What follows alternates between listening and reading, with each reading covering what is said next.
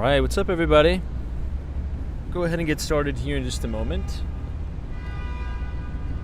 Now, we'll just do a quick audio check if you can hear us and if we are streaming in 1080p. Also, go ahead and let me know if you can rewind. I did just enable the DVR. Just give us a thumbs up in the chat and we will get started momentarily. Thanks so much for joining.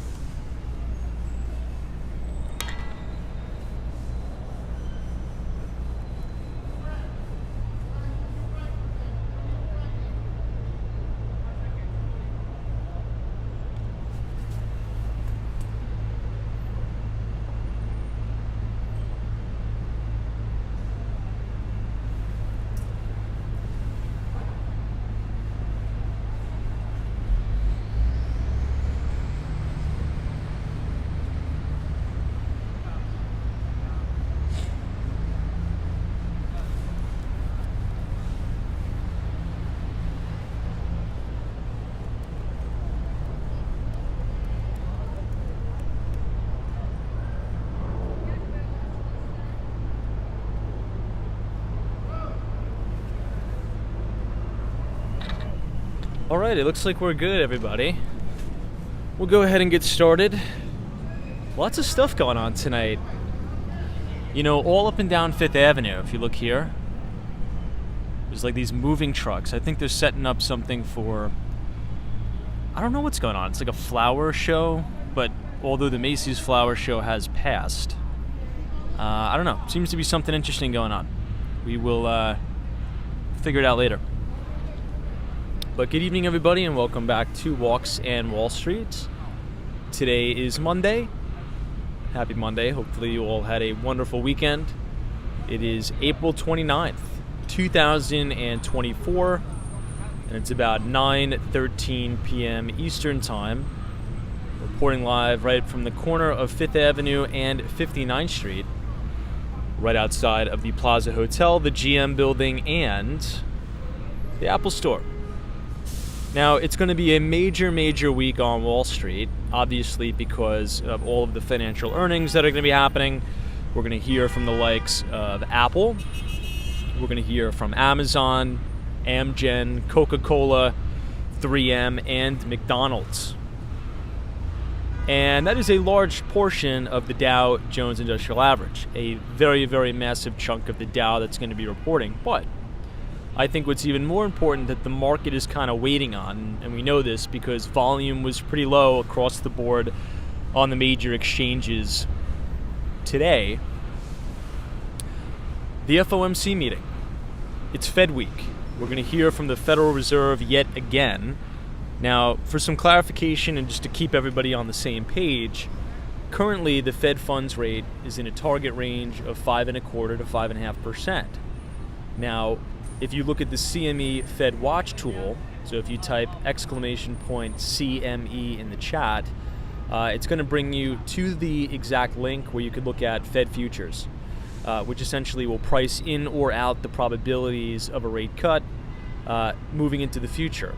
Now, after we've had these very aggressive inflation prints, both the CPI coming in much hotter than expected, the headline number came in at about 3.5%. Then last week we heard from the PCE that came in at 2.7%, much higher than expectations. Pretty much we did a complete 180 and priced out all probabilities of a rate hike this summer. Now, what does that mean? Are stocks going to reprice? Do stocks need to fall further? We'll talk about that tonight. But I think if I had to make a prediction about what's going to happen during the Fed chairman's speech, no changes materially, but I think he's going to get a little bit more aggressive in terms of talking down the market, acting like a little bit of a hawk, because I think that's what he needs to do. I think the Fed needs to come out here, not necessarily dictate in terms of policy changes, but dictate in terms of narrative, in their actual verbiage. And I think that's what he's going to do. I think that's what the Fed chairman's going to do. Over the past 2 weeks, we've heard from many other Fed presidents, including Neil Kashkari, that has suggested to the market that we may not see a rate cut until 2025. It's a possibility. We'll see. Good news for savers If you look at some CD rates across the board at some of the major banks, 1-year CDs are 5.5%. Liquid money market accounts are like 5 to 5.5% now. So savers are once again being rewarded, which is fantastic. However, the problem is the U.S. debt. Currently, our debt is accruing at about $1 trillion every 100 days because interest rates are so high. So is it possible for America to survive in this type of environment of elevated interest rates as our national debt keeps accruing and accruing and accruing at the ridiculous, cartoonishly ridiculous pace of $1 trillion per 100 days? I don't know. Talk about it. All right, let's go ahead and kick the stream off. Feel free to leave a like on the video, subscribe if you're new. Also, I did just send out this week's Behind the Street newsletter on Thursday. If you would like to sign up to receive all of our free market research, just go ahead and type !news, N-E-W-S, in the chat, and you could click the link to our Substack and check it out. All right, give me a minute and we will get started here, everybody. Thanks for joining.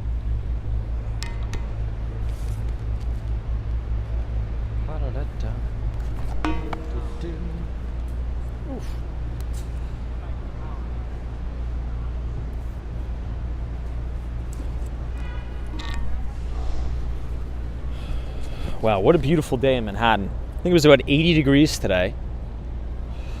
Picture perfect day. Tomorrow's going to be a little bit colder, but can't win them all. I think we're going to take a walk around Sutton Place and go to that East River Park that we went to last time. So I see neighbor Bob is here, music, Gary Carpenter. What's going on? Alan is here. I see Melee, Stan, Unij23, Patient Lobster, Otto says, hey, Tom in chat. Vinny is here. What's going on, everybody? All of our moderators. I see Mary, Cooking, Lori C, Chris B, Frank, neighbor Bob, and yeah. Now, you know what's funny? We pretty much spent the entire live stream last night, even though it was our Markets Look Ahead live stream. We were talking about Tesla almost the entire night, and we were talking specifically about, you know, AI, robotics, full self-driving. Does anybody kind of remember the live stream from last night? Well, it's interesting we were talking about that. We were also speculating on the share price of Tesla, and we said that this may be getting close to the bottom for Tesla stock. Now, I'm not a bottom fisher, but usually Tesla tends to trade in these type of ways. Tire people out, wear people out. It'll have a few bad earnings reports, but if you read the vision or essentially the business plan for Tesla, Elon Musk kind of telegraphed this. He told everybody that he was going to cut the prices across the board on their EVs to remain competitive. He told you that margin compression was going to happen in a major way. But now we just got news this morning that Elon Musk's most recent visit to China was a pretty big success. They've had approval on full self-driving in China, and the stock was up 17% today on absolutely thunderous volume. So you guys, check this out. Look what's going on all the way down Fifth Avenue, which is pretty cool. I think it has to do with some sort of flower show, but from 59th Street, I'd say all the way down to about Rockefeller Center, so 50th Street. You have a lot going on. Let's explore it. Patient Lobster says, I have one word, recession. Chris has got to see a Cybertruck today, and boy, that's a very, very unique vehicle. It really is. I mean, if anybody here either number one owns a Cybertruck or knows somebody who owns a Cybertruck, it's definitely a sight to see in person.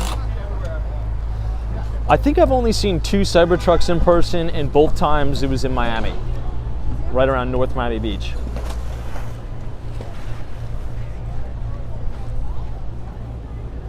Look at all this stuff. It's kind of cool, right?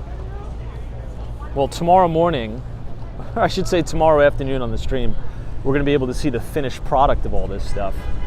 And it stretches all the way down to Rockefeller Center. Hey, New England Crypto, what's going on? DC322, thanks for joining. Jules, it's good to see you. I've been extremely busy with work. Me too. Work has been picking up, which is a good thing. The real estate business has been quite mute, to say the least. But things are picking up. Oh, here we go. I answered my own question. So if you're wondering what this is, it says Fifth Avenue Blooms.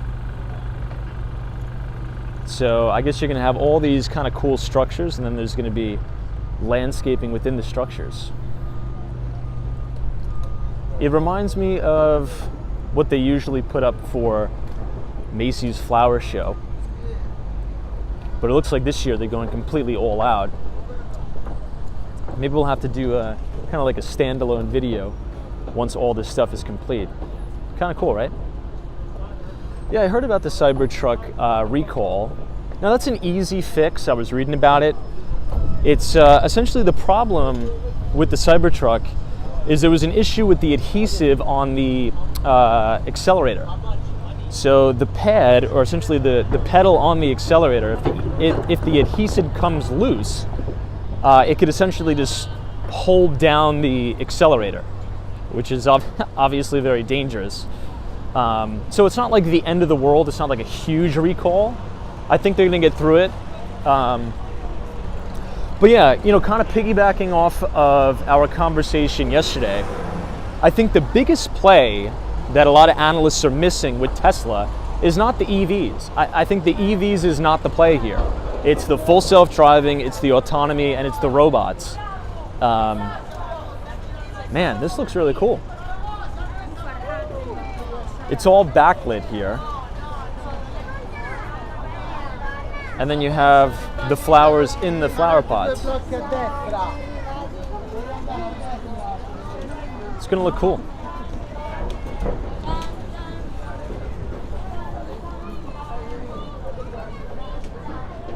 Now we'll keep an eye on it because Tesla traditionally has these very, very thunderous moves, I should say.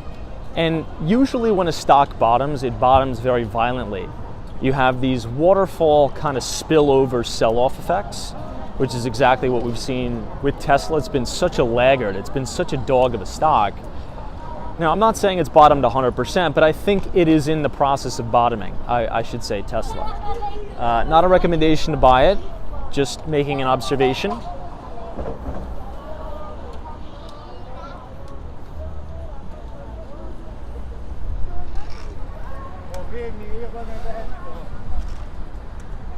Look at this. Beautiful Tiffany building, LVMH. I think in yesterday's stream I recommended that amazing article. Now, if you're interested in the real estate business or just brand building in general, the Wall Street Journal dedicated the entire cover story of the exchange page of the Wall Street Journal this weekend to the entire story of LVMH, how they built their brand, how they acquired other luxury brands. It's really just a spectacular read. They talked about this building that we're looking at right now, right here on Fifth Avenue, and I would highly, highly suggest you check it out. Now we are going to cross, I just want to take one lap by the Trump Tower, and then we're going to head all the way over to Sutton Place and check out that new park one more time. Crypto memes is no big deal for the pedal to get stuck. The accelerator disengages when the brakes are pressed. That's what I heard too.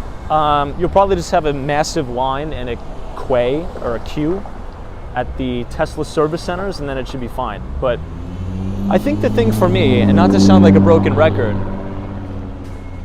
the majority of the opportunity I see with the company is not from the cars. It's from all of the data, right? And it's from the robotics. Just think about this for a second, and we'll move on from Tesla, because I know we've been beating it like a dead horse. We've essentially talked about it for almost a full 2 hours last night. I mean, think about how long Tesla's been selling EVs, right? A lot longer than everybody else. And those cars, as they drive every single day, it's a massive, massive collector for data, right? And they've had versions of self-driving and the like, and every single time a Tesla vehicle is on the road and is engaging in driving activity, it's collecting data and it's improving the systems. So just from a data standpoint alone, Tesla is, I mean, light years away, I should say light years ahead of everybody else. So I think we need to keep that in perspective, right? And think about the fundamentals versus the emotional aspect. So I think there's opportunity here. Should Tesla break back above the 200-day moving average, I think you could probably maybe re-engage in that. All right, everybody, this is Trump Tower. As the trial moves on, so to speak, it is open from the public from 10 a.m. to 8 a.m. to 10 p.m.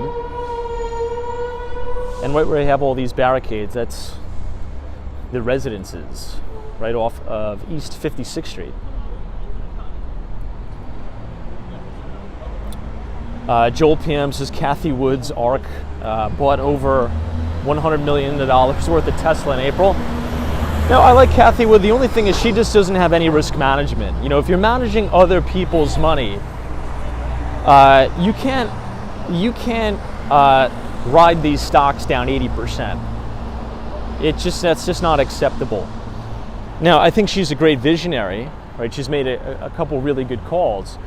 But if you're in charge of other people's money, you can't afford to ride these things down 60, 70%, which, you know, her ARK funds are definitely, I mean, factoring in fees,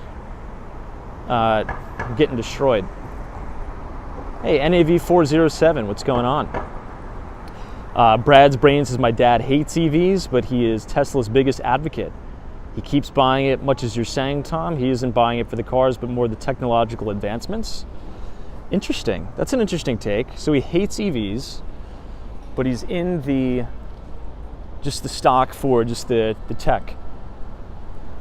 I respect it. Very, very interesting.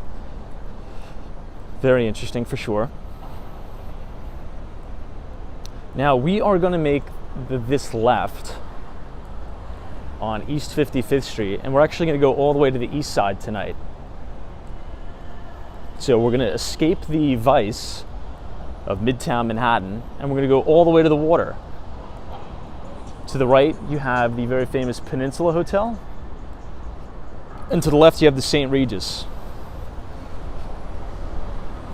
Oh, look at that! Look at that vintage Harley.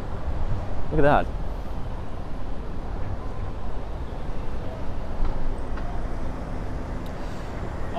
Tom M. Good to see you.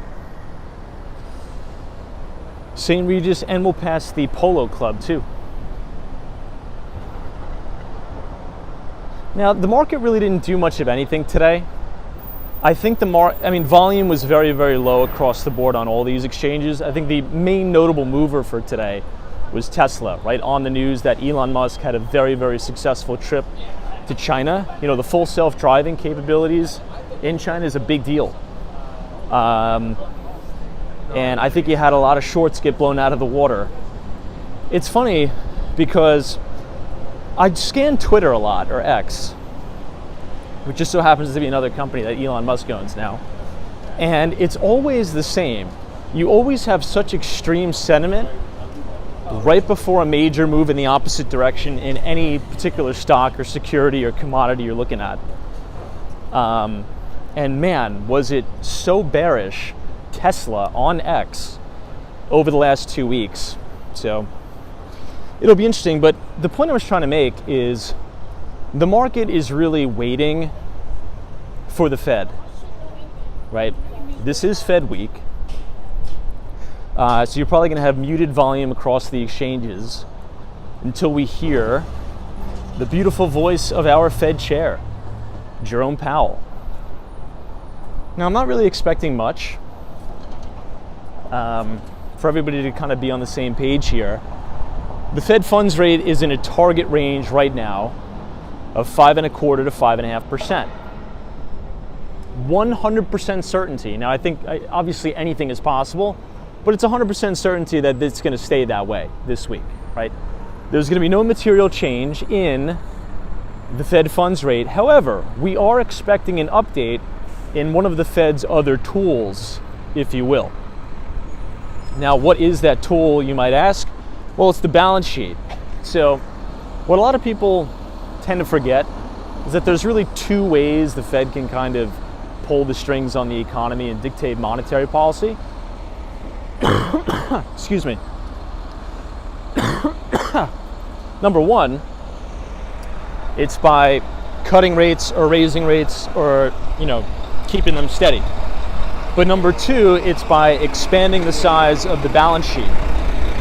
Now, the Federal Reserve's balance sheet is made up of mostly two things: mortgage-backed securities and U.S. Treasuries. And another part of quantitative tightening, and if you guys want to follow along, we always write about this in the newsletter, but if you go to the St. Louis Federal Reserve website, you can look at the Federal Reserve's balance sheet in real time. And you could see that there's been significant asset sales or letting maturities roll off the balance sheet, causing additional tightening, right? Because one of the ways that the Fed can kind of manipulate rates is they're getting in the market, buying mortgage-backed securities, putting pressure on yields. As a quick review, if you think about how bonds work, or the mechanics of the bond market, well, as bond prices go up, yields go down. And as bond prices sell off, yields go up. So there's an interesting correlation here.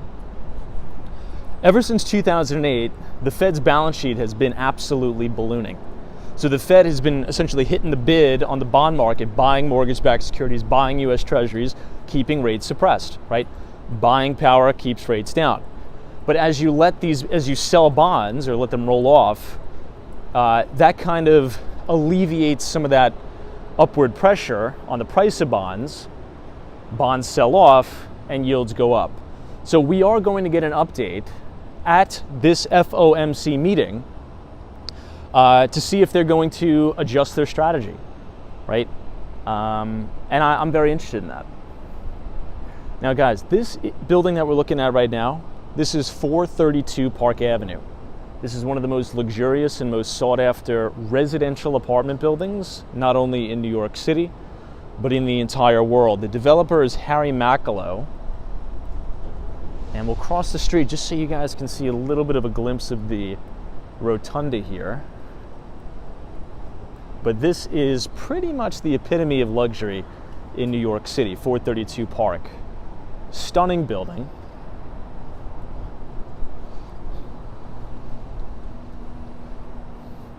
You have all those backlit numbers there. Looks like somebody's coming home or getting picked up. Who knows? But what do you guys think? Any predictions or interesting projections for this week's FOMC meeting?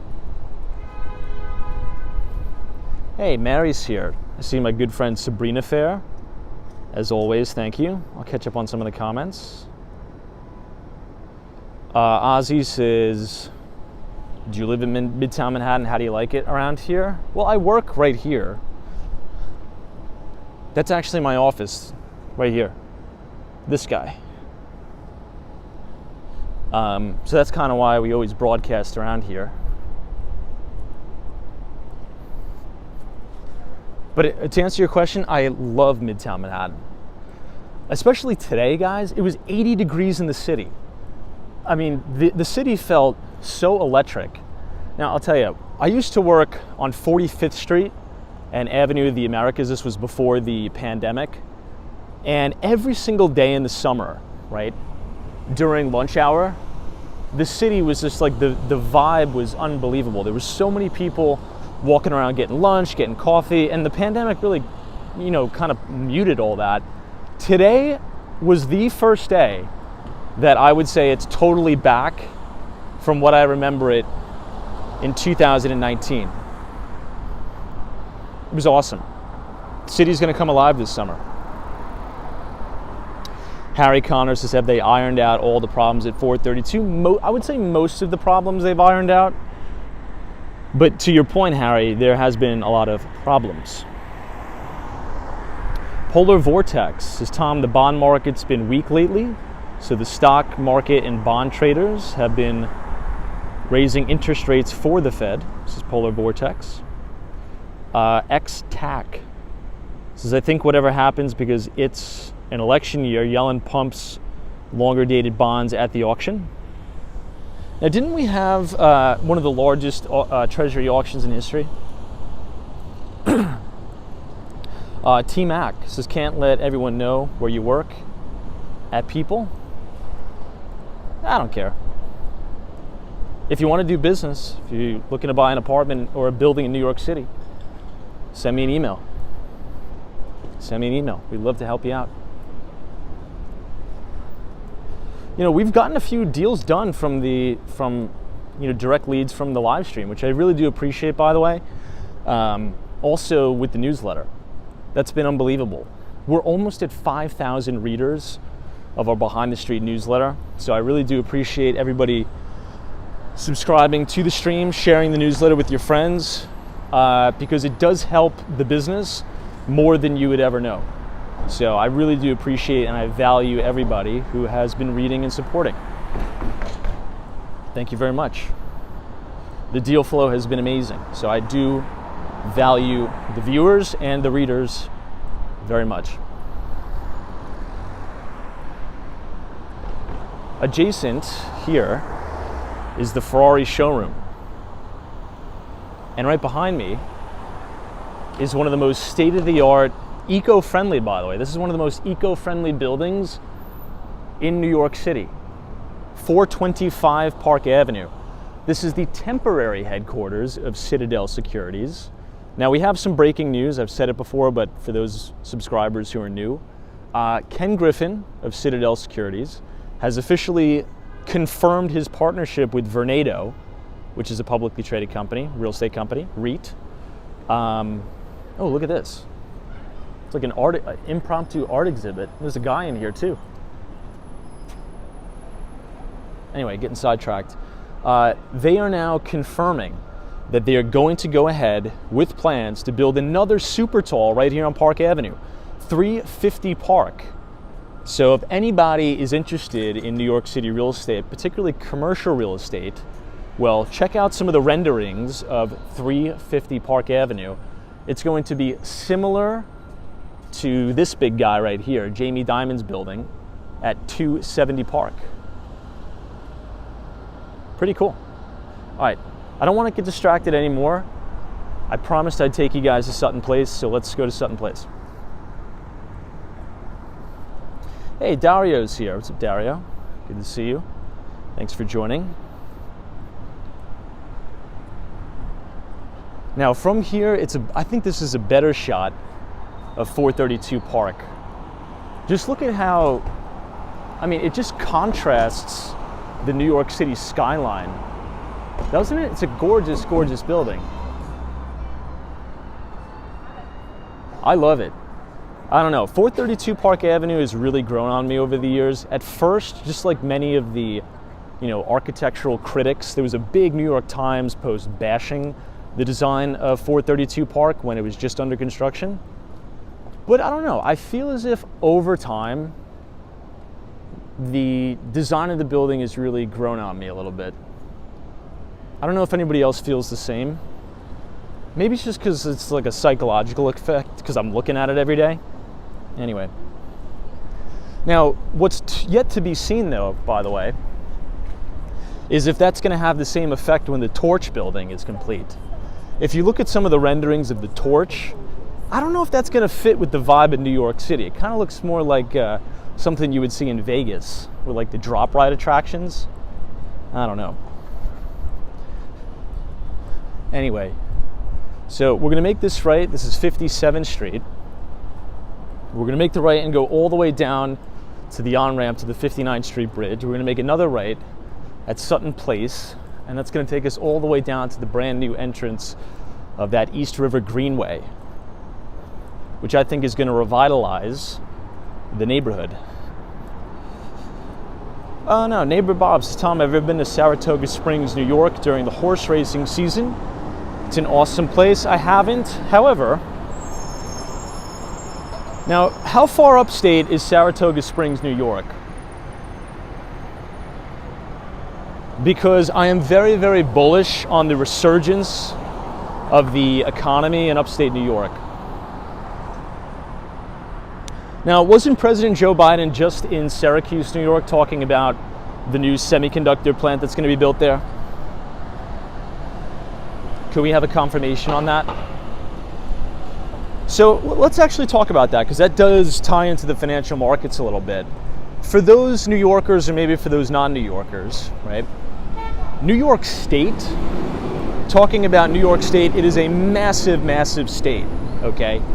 Now that may seem obvious to some people, but to others it's not. 9 times out of 10, if you tell somebody, oh, I'm from New York, they think, oh, you're from New York City.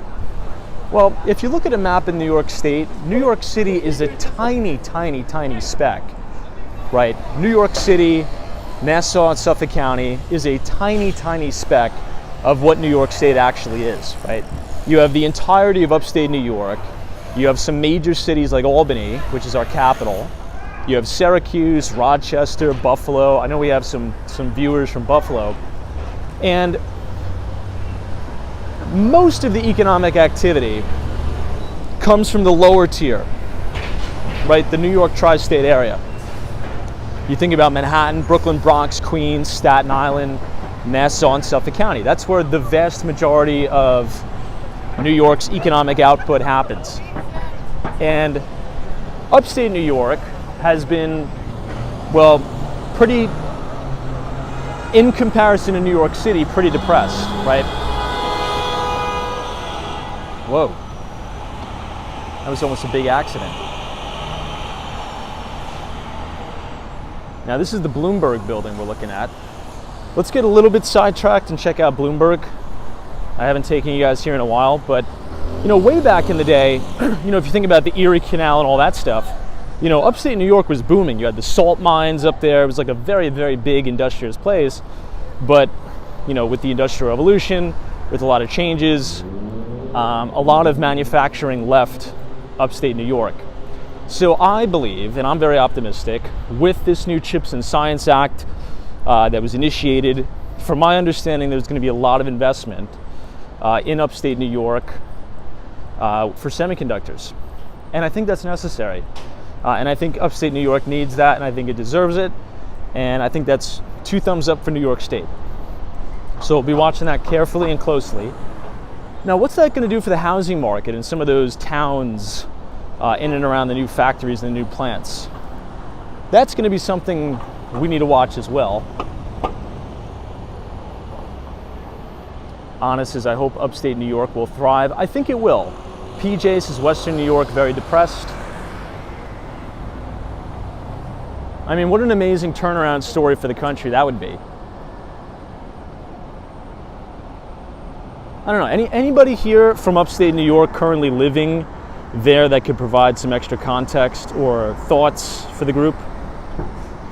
Because as we've spoken about before, I'm actually interested in potentially buying some land in upstate New York, in and around the Finger Lakes region. I think one of the most coveted assets in the world is going to be fresh water. And the Finger Lakes region, if you want to do some research in and around that region of New York, that's not only some of the cleanest water, the cleanest fresh water in the United States, it's some of the cleanest water in the world, particularly around a lake called Skinny Atlas Lake. So I think there's pockets of opportunity. Hey, what's up, Phil? Good to see you. Jimmy B says, Tom, I think it's going to be a great place for new housing rentals. Interesting. Oh, wow, Vinny says, in 2008, I used to own a racehorse that won at Saratoga. That's incredible. Jeff in Southern Tier, New York says, yes, a new type of battery and resulting factory coming to Binghamton area, and the research with Binghamton University. Someone says Finger Lakes, very nice. That's where Cornell is. Yeah, I think that's, well, I think Cornell's a little bit just south, right? Now, my brother went to Cornell. What's the, like the cheesy saying over there? Ithaca. Cornell is gorgeous because they have so many gorges or something. But yeah, if you want to be blown away, go ahead and take a walk on the campus of Cornell University. It's an Ivy League school in upstate New York. Stunning place. But yeah, who knows? Maybe we'll have an economic resurgence in upstate New York. I think that would be great for the state. Tracks 101 says, Tom, I agree. I went to Seneca Falls and the water was very clear. Even drank some in the Seneca Falls Park. Yeah, and you know, a lot of people don't even know about those pockets up there.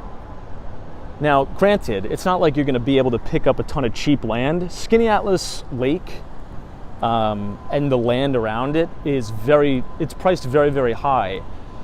There's actually a lot of people that live in Manhattan and, you know, out east on Long Island, Connecticut, that I know, Greenwich, that own like summer homes on that lake. So it's already very expensive, but you know, the old saying, things are expensive for a reason and things are cheap for a reason. So strength usually begets strength. So if there ever is a major resurgence and a huge semiconductor manufacturing boom in upstate New York, I think those areas will continue to get even more expensive, believe it or not. Hey, marketing videography is this beautiful campus, Watkins Glen Falls, very gorgeous. I agree. Well, if you guys are enjoying the live stream so far, feel free to leave a like on the video and click the subscribe button if you're new. We do these live streams almost every day starting at 8:30. Green says, let's go to Sutton Place. We're on our way. We're on our way to Sutton Place right now.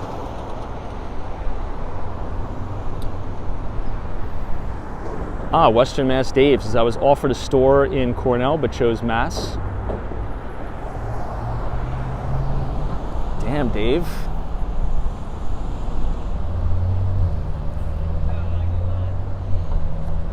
Well, everything happens for a reason, so I think you made the right decision. I just bought a house.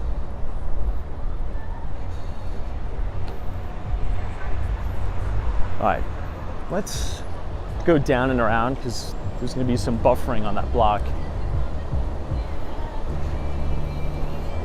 All right, quick thoughts. We'll do a quick around the horn on Apple. Now, Apple's going to report earnings this week. I want to know everybody's thoughts specifically on the Vision Pro, or if there's going to be any context around the Vision Pro and how you think Tim Cook is going to spin this. So question number one, do you think that the Vision Pro numbers will come in better than expected, or do you think they're going to bomb in a major way? We already got some like preliminary data essentially saying that the Vision Pro numbers are going to fall on its face, but I don't know what to believe. What do you guys think? Who here in the chat thinks the Vision Pro is going to fall on its face this week as Apple reports earnings? This is another cool shot of 432. We're back on 59th Street and we are going to head all the way down. You're going to see the main on-ramp to the 59th Street Bridge. Wow, almost everybody says it's going to bomb. We got Vinny, we got Jeff, we got Richard, Nax, Phil, Sabrina Fair. Whoa. Joe, everybody says it's going to bomb. Interesting. We only have one person that says it's going to be better than expected, and that's NAV 407. MD says you think it's going to bomb because it's way too expensive, so you think it's the price point. I don't know, if you guys remember, I was really amped up about this thing. I had really high expectations for it, mainly because the initial push, if you remember correctly, it was like almost like a mini mania, honestly, right? You had some of the biggest creators doing detailed reviews, like MKBHD had a really glowing review about it. I don't know, we'll see. It'll be interesting. T-Max is probably bomb, but Tesla, disappointing earnings and went up. Also, who knows? So yeah, that's actually very, very common reaction and a signal of a stock bottoming. So if a company is in a very, very severe downtrend, right, and you have the long-term vision of the company intact, which it is, and we talked about Tesla, we kind of reviewed why. Everything that's happening at Tesla, Elon Musk has told the market and analysts this is going to happen to a T. He told you he was going to cut the prices. He told you were going to have insane margin compression, right, which is almost 90% of the reason why the stock is down, because of the massive margin compression due to Elon slashing the prices. So when you have a worse than expected earnings report, but the long-term vision in general, you'll have a massive gap up in the stock. And I think, right, if just I had to make a fun prediction and bet, I think you saw the bottom today in Tesla. I think you saw the bottom print last week. Now, I'm not telling anybody to go out and buy it. This is just kind of like a fun prediction. But I would be shocked if we undercut that recent low. I think you'll probably see us chop around the 200 here. We got some good news today with Elon Musk having a great meeting with China. They have the full self-driving approved in China. And again, the big play there is the big data play, it's the robotics play, and it's the full self-driving play. So we'll see. It's interesting.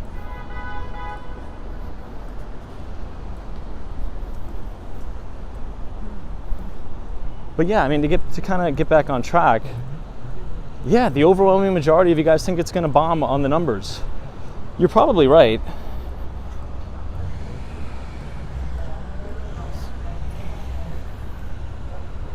Now, here's my concern, and I think it's, oh, look at that dog. And I think it's appropriate to quickly review. We did voice the concern on last night's stream. But here's my thoughts on the overall market of augmented reality and the virtual reality, right? Here's the problem. I think technology is accelerating so fast that Zuckerberg's or Meta's Quest headset, right, and Apple's Vision Pro could potentially be just totally jumped over by new technologies like Neuralink. So hear me out. Let me just set the stakes here. I think the Apple Vision Pro is the coolest thing ever. I really, really do. But is technology advancing at such a rapid pace that we don't even need to have devices anymore pretty soon? We're just going to have a chip in our brain that's going to give us all of the capabilities that we have with these devices, but embedded into our bodies. That's my only concern with these devices. So yes, do I think the Apple Vision Pro is a little bit too bulky and clunky? Yes, over time, they're going to be able to get that down, but instead of focusing on reducing the overall size of the device, is the play here, we'll wait till the FDNY goes by, is the play here to overstep the device in and of itself and make the end user, the human, the device, if that makes sense.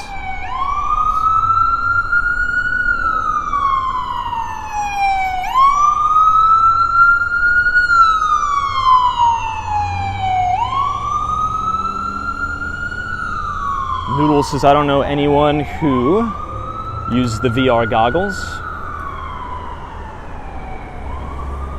Fraud police is not anytime soon. Ozzy says, would you actually want a chip in your brain though? Question mark. Any computer can be hacked. Chris says no because the body rejects it. Well, in most cases, Chris, the body does reject it, but we have some encouraging news, which we've talked about. Neuralink, the first real human subject that has the Neuralink device in his head, essentially, is now able to play chess just by thinking about where he's going to move the pieces. So if they can do that now, what do you think it's going to be able to do in 10 years? So again, and I don't know, this is just all speculation. Nobody really knows what's going to happen. But my only concern with these devices, right, with being super bullish on the Vision Pro type headsets, is that there's already technologies out there that will give you all the capabilities of a device, but will make essentially a humanoid robot. So are we really going to even need devices? Are we going to need phones? Like, that's the thing. Is there going to be a time, as we're standing on the corner of East 57th Street, overlooking the Sutton Place wine shop, is there going to come a point in time where we don't even need phones? Like, imagine a point in the future where we're doing this live stream, but I'm not holding a physical phone in my hand, I'm broadcasting out of my eyeballs. That's possible. Now, I'm not gonna say that's gonna happen tomorrow, obviously, but 20 years, 30 years, is it possible? You know, you're watching a Walks on Wall Street live stream and I'm just broadcasting and the camera lenses are my eyes? I don't know. It's possible. What do devices look like down the line? Who knows?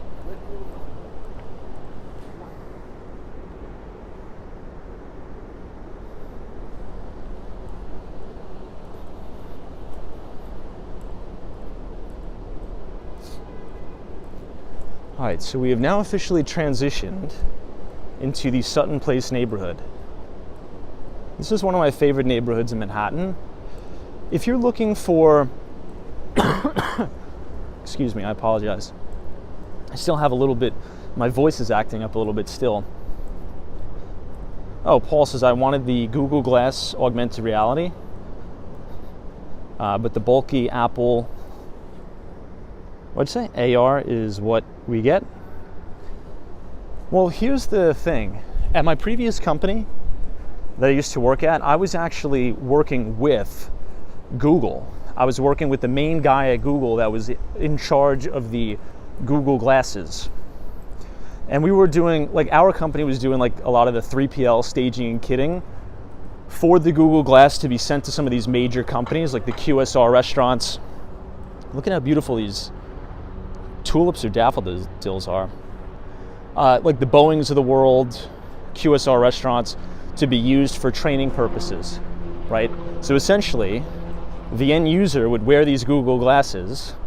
They would go through all the training technology because it would project, you know, the instructions in their frame of view, right? Augmented reality, not virtual reality. And then they wound down the program. I don't think Google is supporting Google Glass anymore.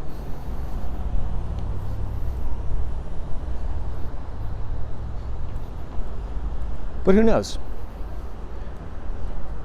Anyway, guys, welcome to Sutton Place. This is a very old neighborhood, very quiet. You're going to see a lot of pre-war buildings. You're going to see a lot of different architecture and a lot of co-ops. The interior of a lot of these buildings, you would think of like the Great Gatsby, right? Think of very old-time, buttoned-up, preppy New York. That's kind of what you get here at Sutton Place. But an interesting fact to note, ever since of the rise of these condominiums in New York City, with these ritzy glitzy amenities like swimming pools and dog spas and gyms and restaurants in the building, places like Sutton Place have become less favorable amongst buyers. So in terms of a price per square foot basis, you could actually get more square footage for your buck in a neighborhood like Sutton Place, mainly because they're older cooperatives in most cases.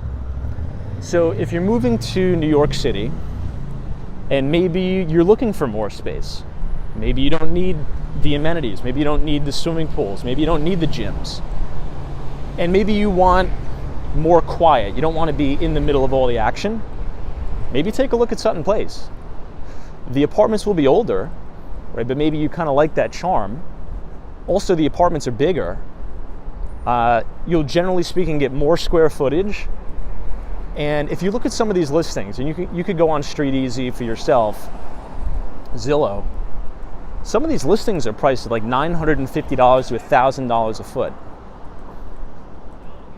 That's pretty low. Now, here's the risk, right? Is there a time, I mean, just look at how gorgeous these streets are. You have these beautiful tree-lined streets. You can see 432 Park Avenue in the distance. But here's the risk, right? Will this neighborhood of Sutton Place come back into fashion at one point? Are New Yorkers, we talked about how New York City is very cyclical. Are buyers in New York ever going to say, you know what? I like Sutton Place again. I'm willing to pay a premium for it. I would say yes. But again, that's speculation. That's the risk you take. So if you're thinking about buying something in New York and you're looking for, I'm using air quotes here, quote unquote cheap, in terms of a price per square foot basis, Sutton Place is your place, no pun intended, but the risk is Sutton Place going to become less and less favorable, or is there going to be a resurgence and a turnaround in the neighborhood? That is the question. So we'll see. I don't know, first impressions, thoughts from viewers who have not been to Sutton Place yet? I'm about to take you to this park that's really going to blow your face off. It's the most gorgeous thing I think I've ever seen in my life. And this is a major selling point to Sutton Place now. This is brand new, and not a lot of people know about it. It's the East River Greenway. And if you want to come here for yourself, which I would highly, highly advise doing, just come to East 54th Street in Sutton Place.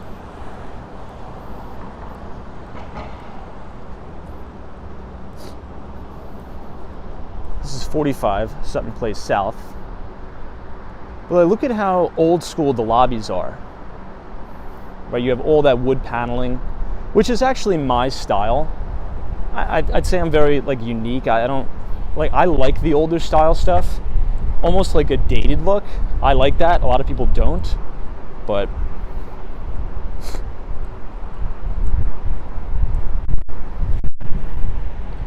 ooh, it's getting windy.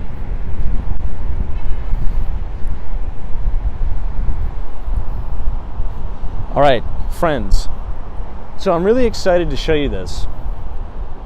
I'll first set the context. So if you're visiting New York City and you want to come to the exact spot where we are, it's Sutton Place South and East 54th Street. Now this is all brand new. This park is completely brand new. And it's going to take you over the bridge, over the East River, and think about the High Line in New York City, right? That we always walk over in Chelsea. It's that, but elevated and suspended above the water. Here it is.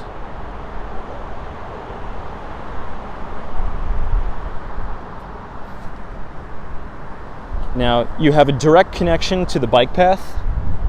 So you have the bike path that comes all the way down here. You could ride your bike, take a walk. Let's check it out. We've only been here one other time.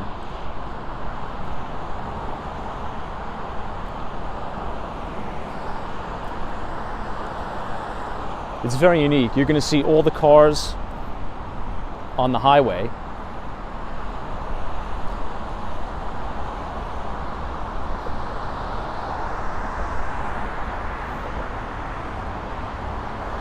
And in the distance is Long Island City.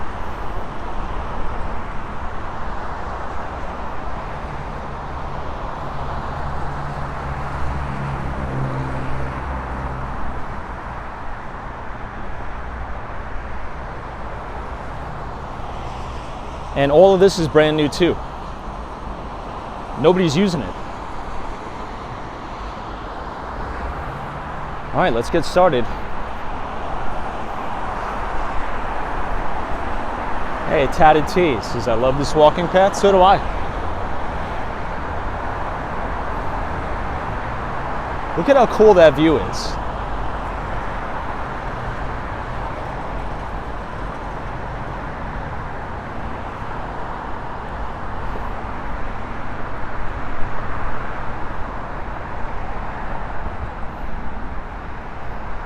Now, we are now suspended above water. So we're quite literally standing on this elevated platform over the East River. So cool. And guys, look at how killer the views are. So not only can you see all of Long Island City, right, you can see the cola sign there, but you can see all of downtown Brooklyn, and you can see the Williamsburg Bridge. And this big structure right here is the United Nations.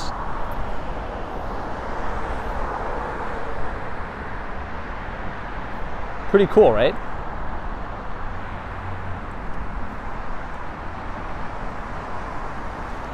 This is brand new. Almost nobody really uses it, and not a lot of people even know about it. I just found out about it maybe 2 months ago, and I live here. So once the word gets out about this, you know, and I'm not trying to over exaggerate, but something like this is a big selling point for a neighborhood. Would you agree, or do you think I'm being a little bit overreactive? I mean, imagine living in one of these apartments. This is a big selling point. You know, a lot of people are like, there's nowhere to walk my dog. There's nowhere to do cycling. There's nowhere to get a workout in. Well, now you got a place. You could do cycling. It's very well lit. It's safe. You have cameras. It's cool. All right, give me 1 second.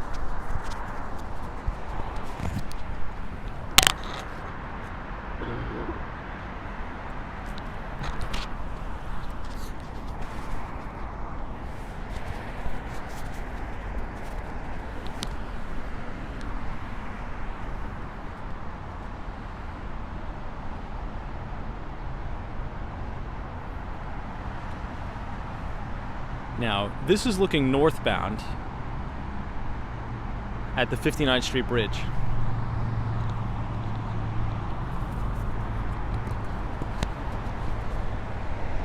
Sorry, I had to put it back on the microphone. Let's check it out. We'll explore it a little bit. But if you guys are enjoying the live stream so far tonight, feel free to leave a like on the video and click the subscribe button if you're new. We do these streams every single day starting at 8:30. Now imagine if you're a remote worker or something like that. You could set up the laptop, have your hotspot up, watch the sunrise, take your Zoom calls. It's a pretty cool place.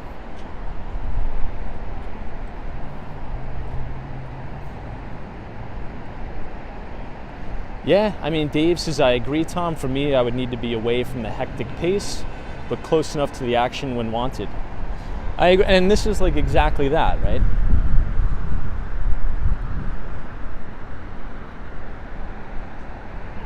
I mean, look at that view. Beautiful.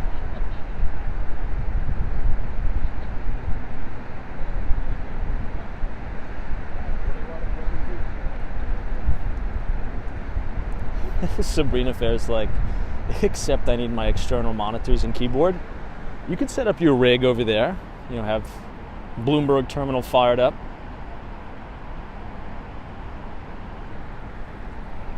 Now the water doesn't look like it's moving fast, but if we point the camera down, you could really see this water's moving. It's in a hurry.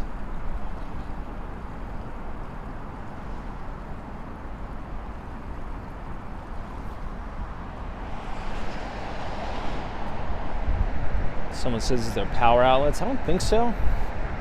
So let's do exactly what we did last time. We're going to walk all the way down under the bridge, and then it's going to pop us back around under the 59th Street Bridge back to the street. And there's a crazy observation deck that you guys are going to love. And this is the perfect night for it because it's finally warm out.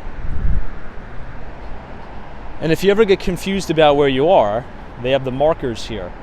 This is similar to what they have in Miami on the boardwalk.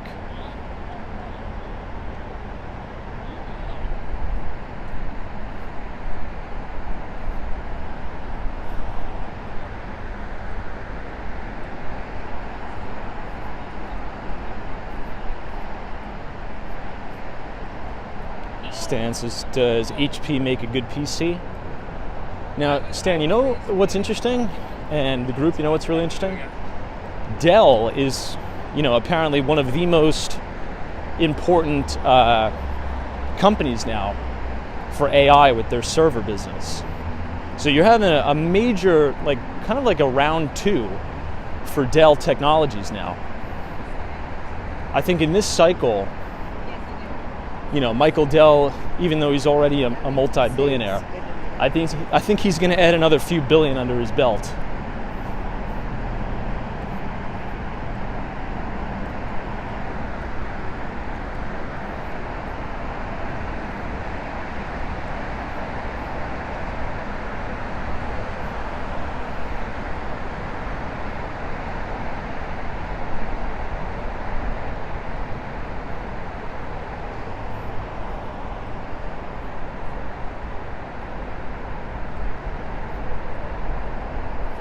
I think Michael Dell has a really nice place in 157. I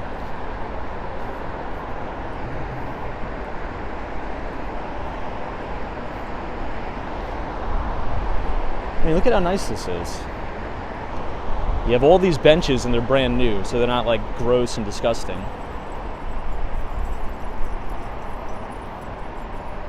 And you get 2 free dogs. Hey.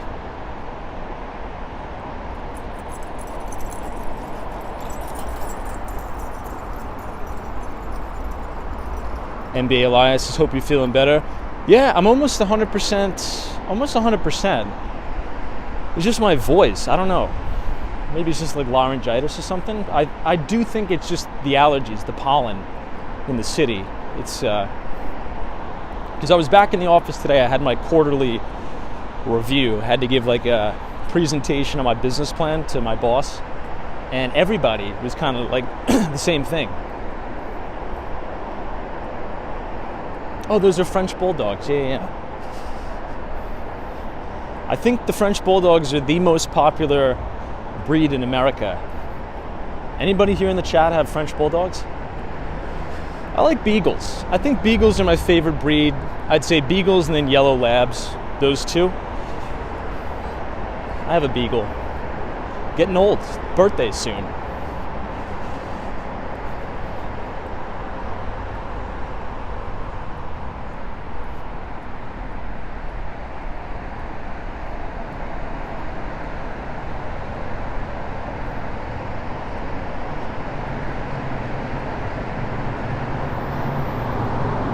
Another thing I really like what they did, they made dedicated cycling and pedestrian lanes. So the cyclists have all this space to themselves, and then separated by some landscaping here, you have the pedestrian walkway. And I think the city learned their lesson from the Brooklyn Bridge. Because if anybody remembers what the Brooklyn Bridge was post-pandemic, it was a horror show. It was terrible. You had cyclists, you had tourists, you had e-scooters, you had e-bikes. I mean, it was chaos, and a lot of people were getting hurt. So what they did now, if you haven't been to the Brooklyn Bridge in a few years, essentially they made a dedicated bike lane on the lower level of the Brooklyn Bridge. All right, check this out. So the East Midtown Greenway. So it's like a self-sustaining habitat. Very cool. So whenever it rains, it collects the rainwater and sends it to the soil, and it helps the plants grow. So it's like a sustaining habitat. It's very cool.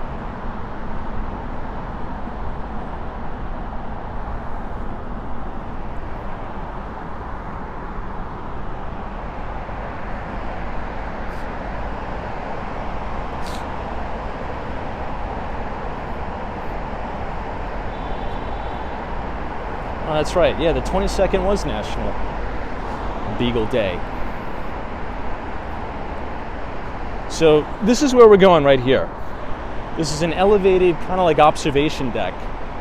The views are unbelievable from up there. Really, really stunning. And maybe if we're lucky, we'll be able to see the Roosevelt tram going over. But first, this may look familiar to you guys. Does this building right here look familiar to anybody? It should, because usually when we do our Sutton Place live streams, this is Sutton Place Park, and we usually stand right here. And those are that beautiful row of townhomes overlooking the East River.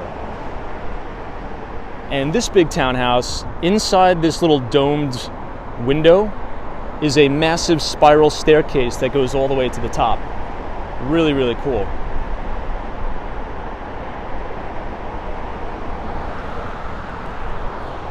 So if you think back to some of our older Sutton Place live streams, this view right here should look familiar. We stand all the way up there.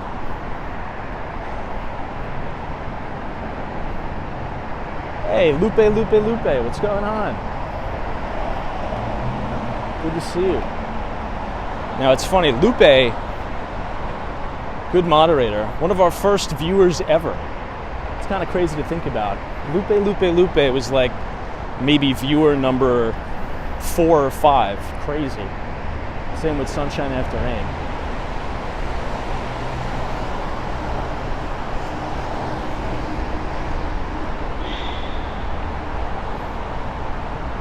All right, so let's go ahead and make this left. This will bring us back to Manhattan and off of the water. But what do you guys think so far? Initial thoughts for those of you who have not seen the East River Greenway yet? Thumbs up, thumbs down. Do you think the city did a good job? What are your thoughts? Because I think only a handful of you have seen this. Yeah, David, the highway's right here.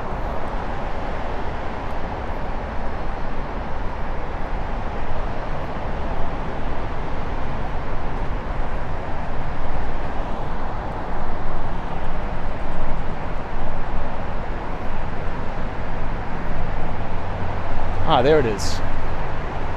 See the tram.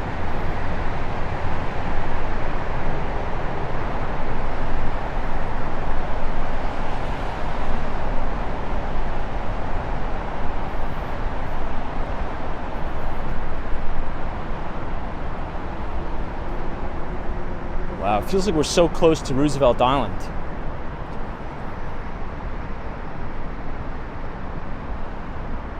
Mark says, how often does the tram run?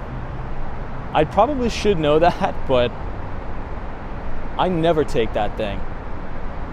Now that the weather's nice, maybe we'll have to stream across it. I think that'd be kind of cool. But I never take it. I never ever take it, but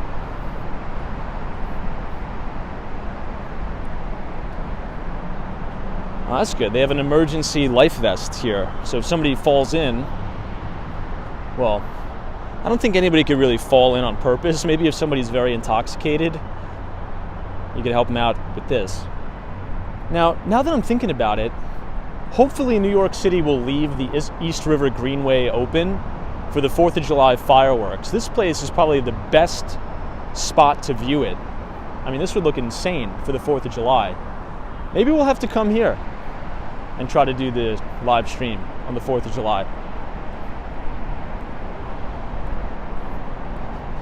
Kyle says, where do you live? I split my time between New York City and Miami, Florida.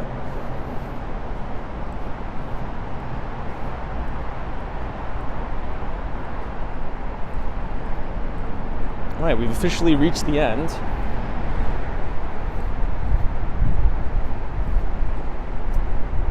Sean says, do I ever take the ferry cab?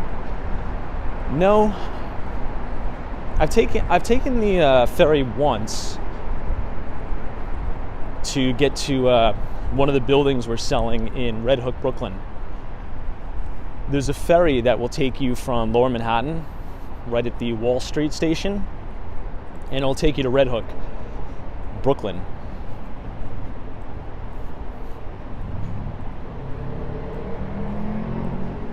So this keeps pushing all the way up. But for the sake of time, we're going to go up on this structure. So this is all brand new seating here. And there's a really cool kind of observation deck right here. So let's go ahead and make that loop, and we'll go around.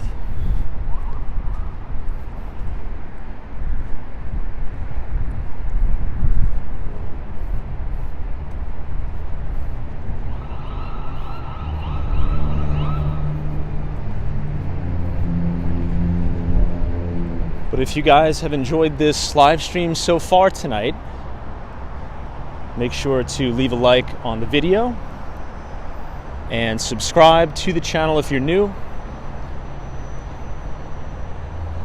Oops, I think I went the wrong way. I gotta go back. We do these live streams every night starting at 8:30.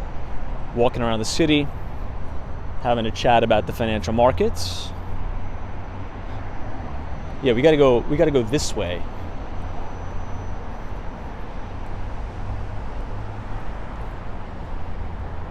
Now this is like one massive skateboard ramp, but there's no skateboarding around. I think maybe 19 or 22-year-old, 23-year-old me, I would have just ripped down here when I was younger.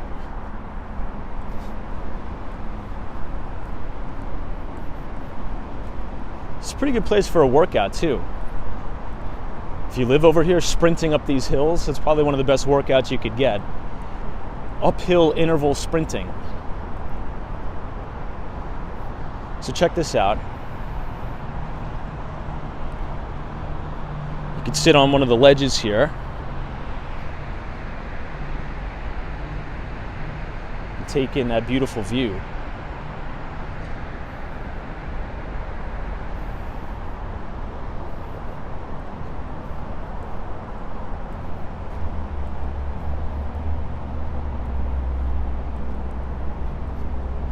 But this is really what I want to show you guys.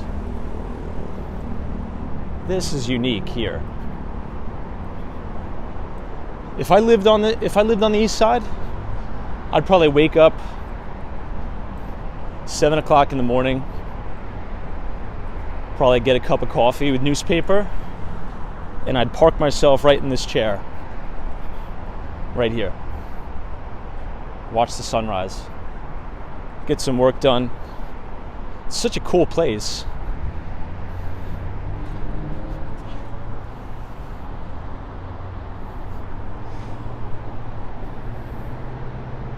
So they have all these chairs here. Tables, chairs lined up.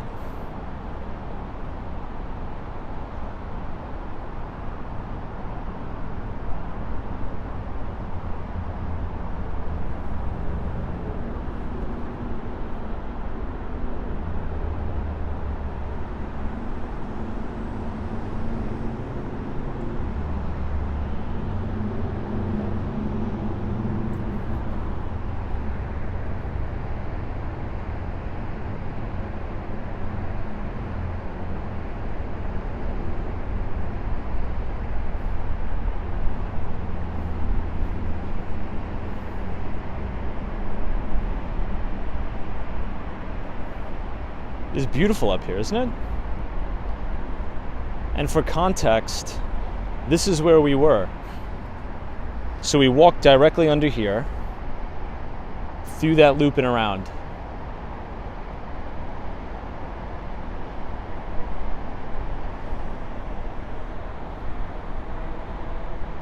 And that is Rockefeller University.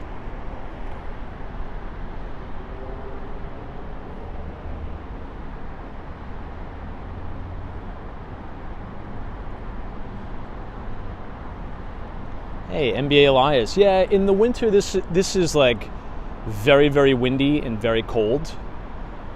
But there's no better place to be in the spring and in the summer than, you know, here, South Street Seaport. Maybe Thursday night, I'm going to take you guys in a similar place. It may look similar, but it's all the way Lower Manhattan. We'll actually start off the live stream on East Broadway in Chinatown. And, oh, check this out.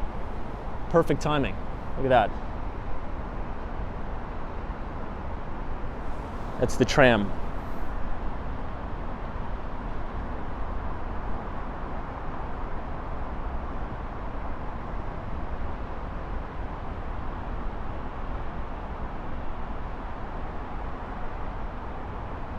almost looks a little unreal, actually.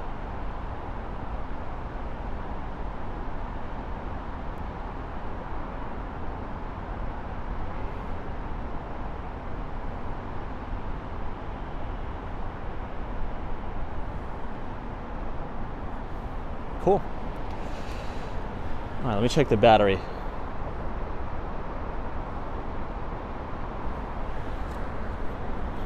We're good. We're good.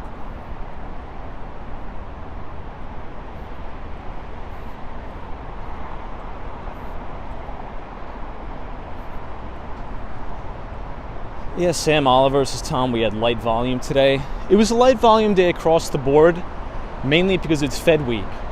Everybody's waiting for the FOMC meeting. I mean, I don't think anybody's going to take or move around positions in substantial size going into the FOMC meeting.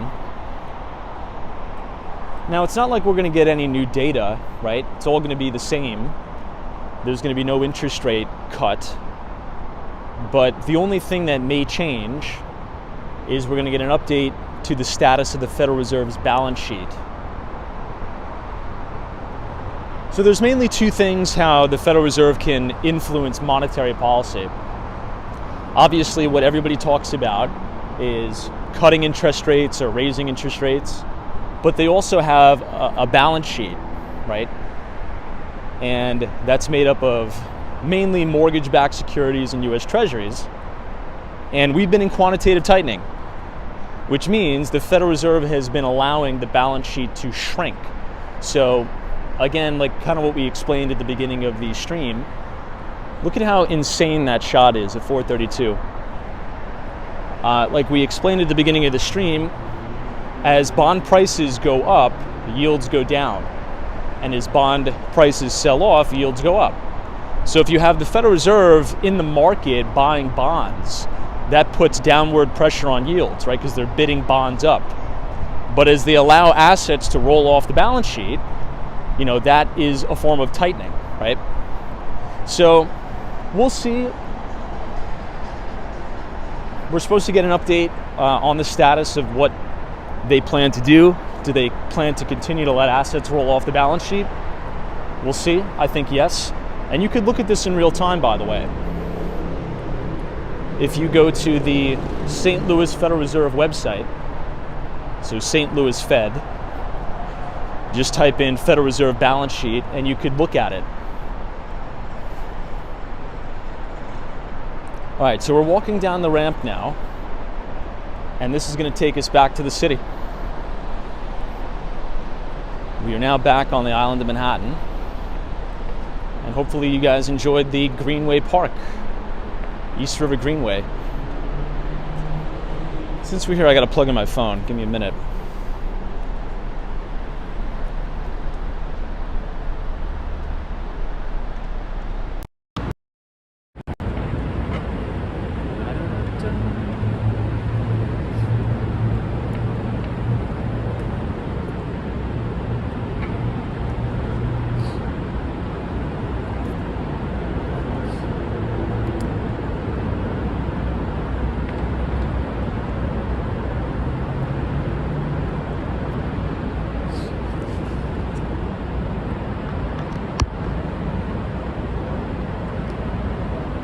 All right, cool.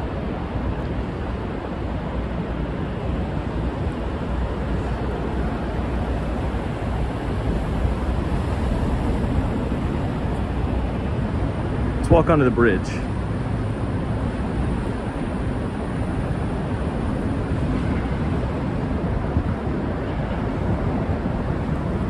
Now we gotta head to Penn Station, 34th Street.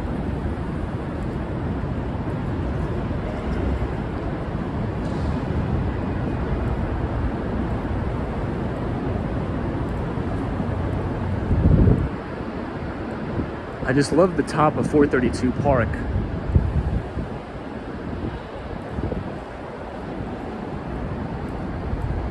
Back to Sutton Place.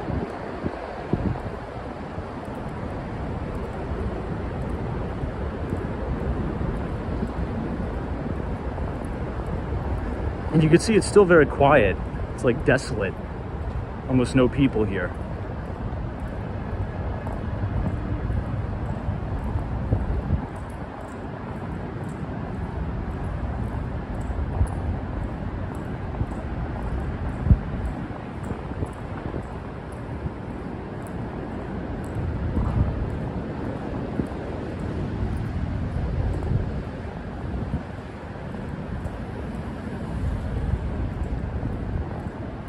Here, let's cross. And I'll show you guys a view of my favorite townhomes here.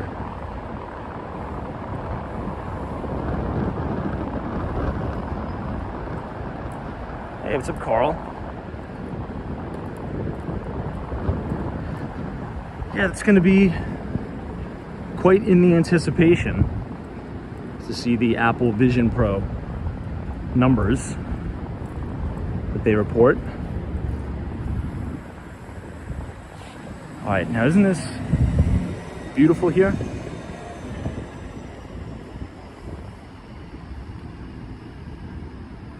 Look at this row of townhomes.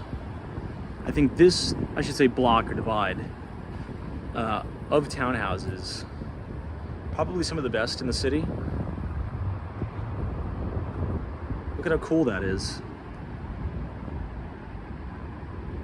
And that is Sutton Place Park.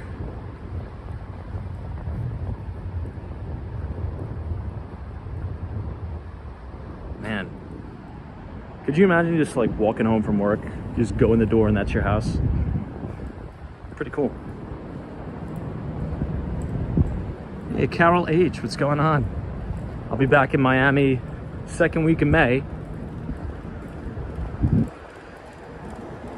But it's gonna be a short trip. I'm only gonna be there for 3 days. Then I gotta come right back. Now, this is another data point here. So as we know, right, usually the busy season in Miami is during the winter, right? Fall and the winter. That's what they call like the snowbird season, right? So a lot of the people from the Northeast migrate on down to Florida to go to their winter homes, you know, kind of snowbird. But usually over the summer, the exact opposite happens.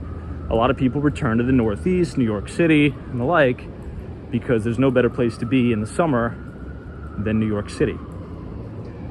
So here's some context. My rental property is totally booked out until the 1st of October. And do you know what all of the tenants are that I've booked? All of them are young kids. They're saying, hey, I have a summer internship at Blackstone. I have a summer internship at XYZ company. I have a summer internship at the University of Miami or FIU. And I don't know if it's always been like that, but I don't know. I feel as if, you know, things are changing, right? Because if you think about a company like Blackstone, you know, a lot of that competition, summer analyst work, is in Manhattan. So to have some of these kids choosing, and again, this is totally anecdotal, you know, usually a lot of I'm not saying there's no internships in Miami. That's not what I'm saying. What I'm saying is usually a lot of that action happens up here at those type of places.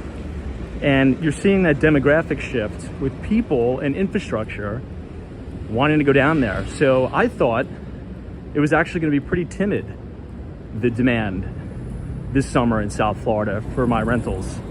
But it's, again, exceeded my expectations. The rental market for the snowbird season also exceeded my expectations.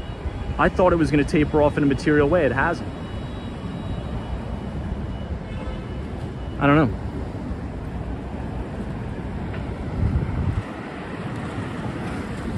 That was an awesome shot again, 432 Park.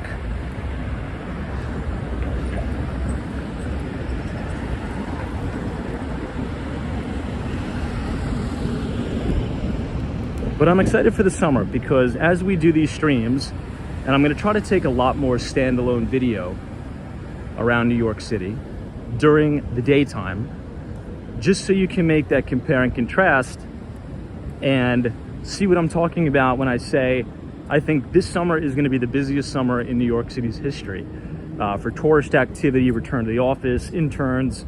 It's going to be big in New York. It's going to be huge. Oops, let me read this comment. Carl Ross says, Tom, Syracuse is ideal for a semiconductor plant, an hour north of you, and you're in Ontario, Canada. Yeah, we talked about that at the very beginning of the stream. I think you're spot on. Last week, I believe the President Joe Biden, first he took a trip to New York. He was in upstate New York. He was giving a speech at Syracuse. And then he flew down here and he was at the JW Marriott Essex House. So with this new Chips and Science Act, there is a lot of investment. Ooh, I wish I could have showed you that lobby there.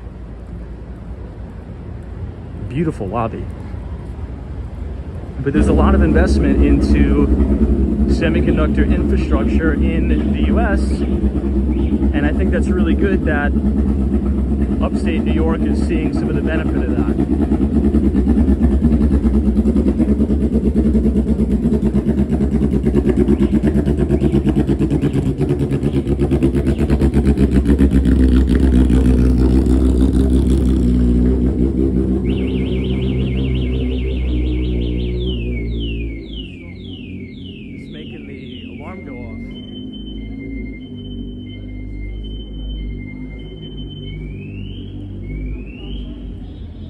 You can actually feel the rumbling from that exhaust. That's so funny.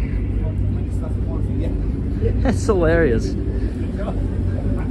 That movement is the vibration is able to set off the scooter alarm. That's hilarious. Anyway, but yeah, you know, upstate New York, I don't want to say has been historically depressed, because I want to provide context. It's been historically depressed when you compare it to downstate. You know, the boroughs, Nassau, Suffolk County. In comparison to that, economic activity up there has been pretty lackluster. But, I mean, man, that would be amazing if we could have a boom in upstate New York.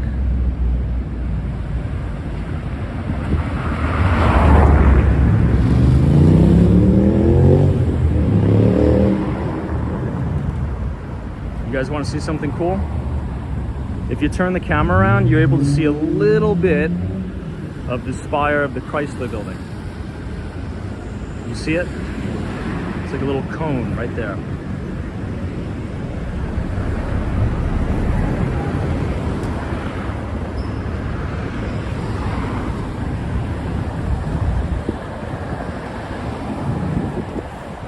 Yeah, car arts, Tom, upstate New York has lots of potential. And fine restaurants, Niagara Falls especially. Yeah, that's like that's pretty much on the border of Canada, right? You can go to the US side of the falls, and then you can walk around and go to the Canadian side of the falls, which is something I want to do again. I haven't been to Niagara Falls, oh my God. Let's go one more avenue over, it's gonna be less windy. I haven't been to Niagara Falls since I was like 5 years old. NBA Elias, Tom, I recommend you watch the interview on 60 Minutes with NVIDIA's CEO. You know what? I think I have that bookmarked. I think I saw a little excerpt of that when the interviewer was asking the CEO, he's like, I'm gonna read you a few things that some of your employees said about you. And it's you're difficult to work with. And he's like, yeah, that, you know, it should be like that. Things should be a little bit difficult. There should be some abrasiveness. And I guess his overarching thing is like, if you want to do something extraordinary in life, it's going to be difficult. It's going to be hard. It's going to be a challenging environment. And there's a very, very high correlation to NBA Elias' point of a really, really rock star CEO and a management team and share price appreciation over time. If you think about the companies who have created the most shareholder value, almost always they have an iconic CEO. Almost always, right? Meta, Mark Zuckerberg. I mean, Apple, Steve Jobs, and then Tim Cook. Microsoft, right? Gates, Ballmer. Salesforce, Mark Benioff. Almost all of them have these iconic CEOs and leaders, right? Company is only as good as the management, right? And that's kind of what we say with, you have to be a good steward of the money. And you can kind of see that in government.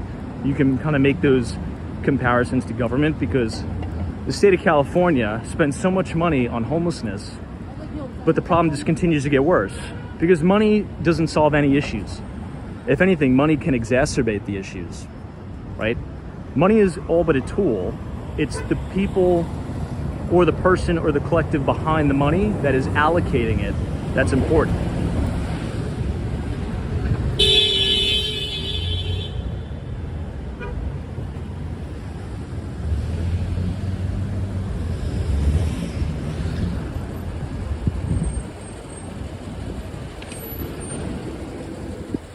All right, 3rd Avenue.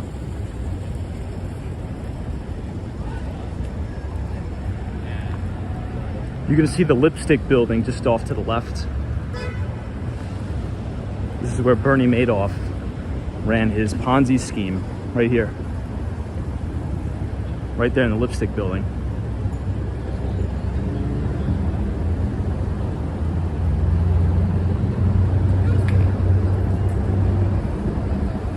MBA Elias says that he also talked about AI and how it will affect humanity.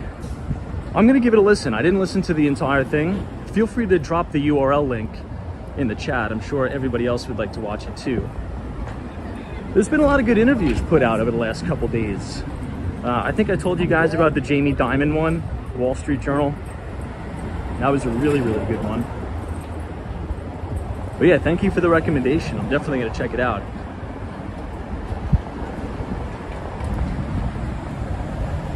Car Roth says, Tom, money is the last thing we think about. It's opportunity that drives. Agreed. Now, Carl, you own a Tesla, is that correct? I think you may have missed our Tesla conversation, but I really wanted your insight on this. Now, we were speculating last night that I think Tesla may have bottomed last week. Now, I'm not saying go buy the stock, but what I'm saying is that, well, I won't go off on the diatribe. I'll spare you guys again. But my question is very direct. What are your like no BS thoughts on the full self-driving? Are you impressed by it? Are you not impressed by it? There was some news today that Elon Musk had a great trip to China, and they're going to be rolling out full self-driving in China as well. So from your perspective as a Tesla owner, what are your thoughts about full self-driving, and what is kind of your outlook on it? Because for me, like if I was going to buy the stock, right? For me, the bull thesis is not really the cars. It's the software, it's the technology, it's the data, and it's the robotics, and it's the full self-driving. I mean, that is a massive total addressable market. That is the massive TAM. So any Tesla owners, please let me know your thoughts. I'm not a Tesla owner. I don't have a Tesla, but it's always good to hear from those who do. Zachary says, I own a 2023 Mercedes-Benz C300. Nice. Those are really nice cars. Here's another legendary shot of 432 Park.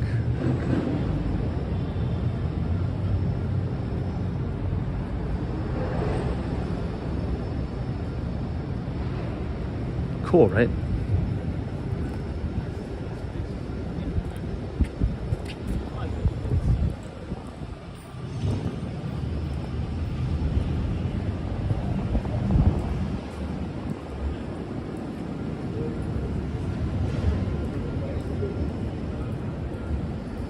All right, we got to get a move on downtown.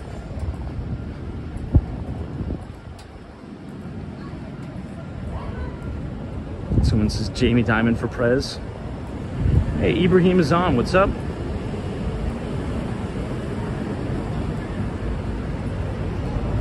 Carl says, Tom, love the reverbia braking. Saves on range in the city.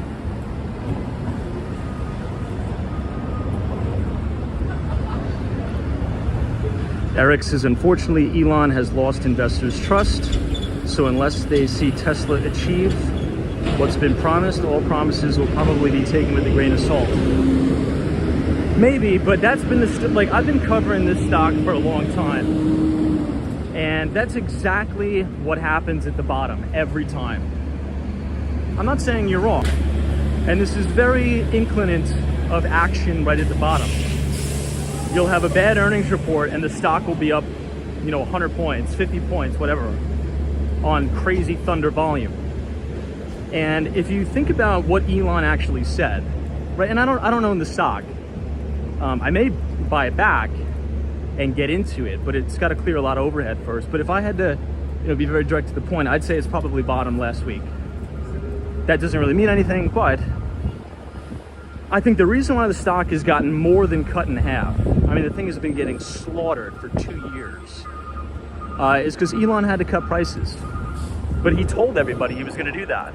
And one of the biggest value propositions for investors of buying Tesla is the huge gross margins on their product, right? Tesla used to have like 30% plus margins.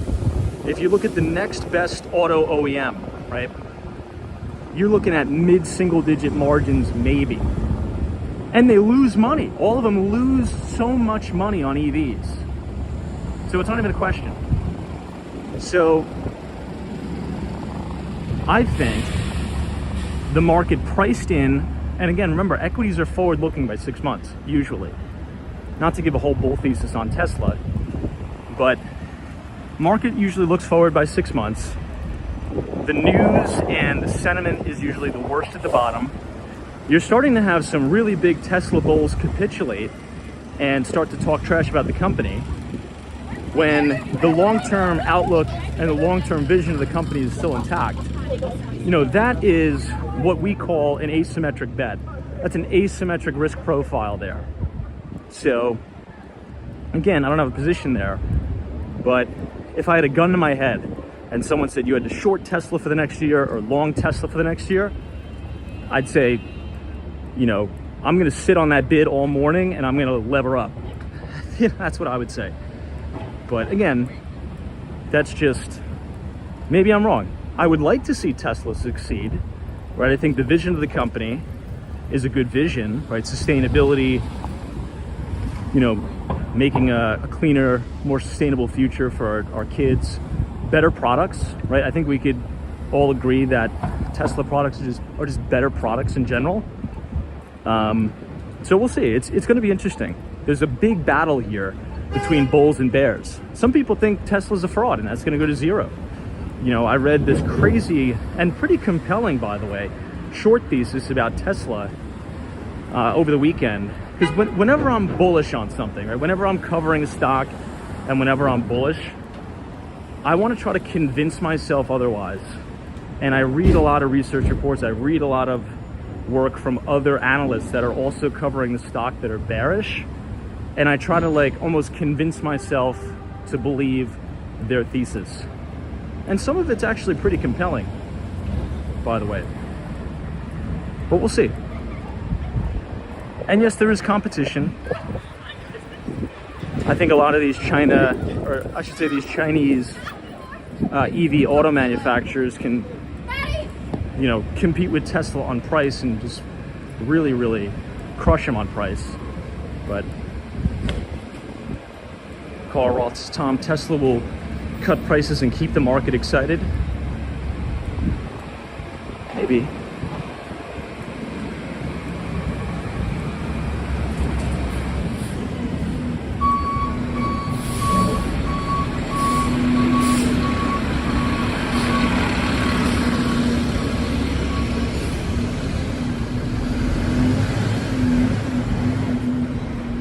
All right, we are now coming up on the backside of the Waldorf Astoria residences.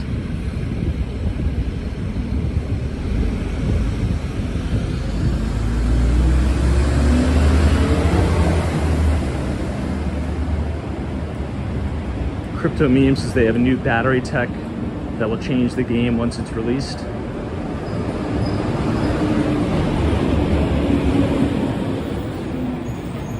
Inspecting Gadgets says the full self-driving could distance itself from BYD. That's why I'm so curious about it, and I've been asking a lot of Tesla owners if the full self-driving is actually very impressive.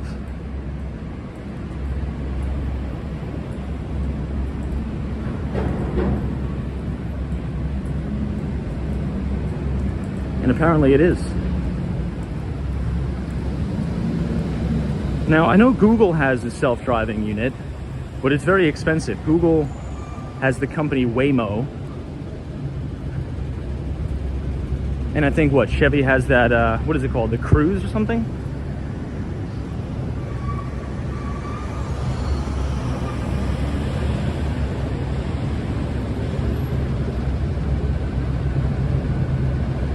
Look at that beautiful Art Deco building here. A great shot of the Chrysler building.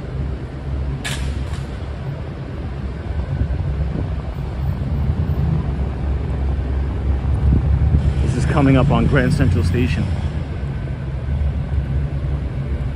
I know Dave's like the Tesla channel. I gotta shut up about Tesla, but I think it's interesting because it's a very pivotal point for the company. We'll see. This is the Intercontinental. And there we have it, 270 Park Avenue, Jamie Dimon right there.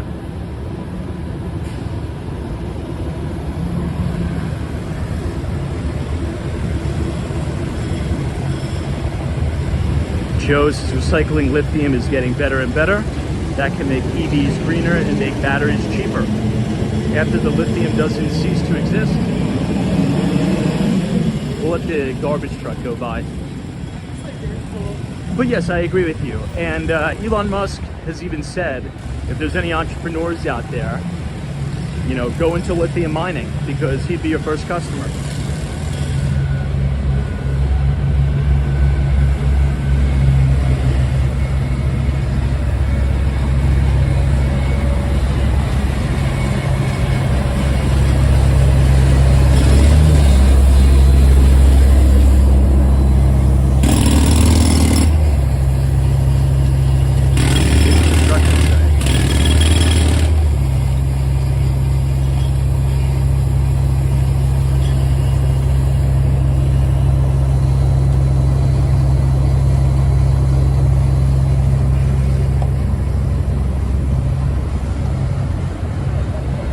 All right, to cap off the Tesla conversation, I think this will be interesting, and I'll make a mental note of this live stream. So what's today? April 29th, right? So if anybody who wants to participate, I'm gonna save a little live recording of this excerpt of like this live stream in the chat if you want to participate. So April 2025 is when we're gonna come back to this. Do you think April 2025, the price of one share of Tesla is going to be higher, lower, or the same? What do you think? You can put it in the chat, higher, lower, or the same. I'm going to say higher. This will be interesting to revisit. And a year goes by fast, so in a year from now, and I'll remember, trust me, I don't forget. How many of you think Tesla stock is going to be higher? How many of you think it's going to be lower? What do you think? Marius is higher. Crypto Meme says you think it's gonna be 300. I'm screenshotting that. Let's see. Dale says lower. NBA says much higher. All right, everybody's saying higher. Maybe I did too much convincing. Joseph Hardaway says the same. Higher, higher. I hope you guys aren't saying higher because I'm saying higher. We'll see. I think this will be very interesting.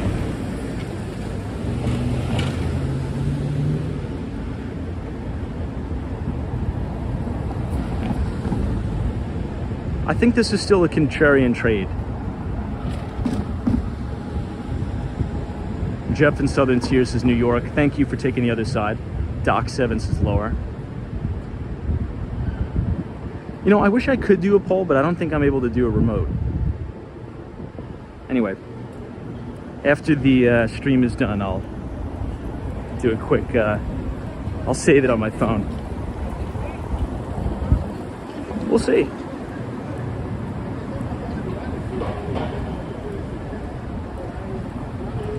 Chipper 9 says lower with Trump. Drill baby. Well, it's an interesting narrative, right? And I believe we mentioned this on last night's live stream, but here's something that's really funny, right? Look at the earnings of big oil, right? I'm gonna clump them all together, like Chevron, ExxonMobil, right? Look at the earnings, right? In terms of net income, not EBITDA, net income of big oil under Trump and big oil so far under Biden. If you had to guess, right? And don't let any biases get in your brain. When did big oil make their most windfall profits? Under Trump or under Biden? I won't give you the answer. I'll let you guys do some diligence, but I think you'd be surprised. All right, we're gonna do a quick, we shouldn't, we will. I'll take you guys into Grand Central Station. I really gotta get back to 30th Street, but we'll take a quick roundabout here. Yeah, but anyway, big oil is, they're just minting money, minting money. For multiple reasons, right? Energy has been up. Refining business has been really good.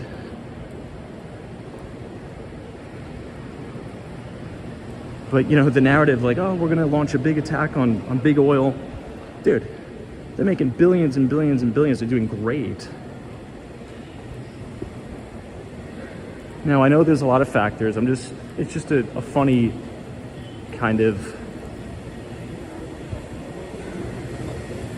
coincidence.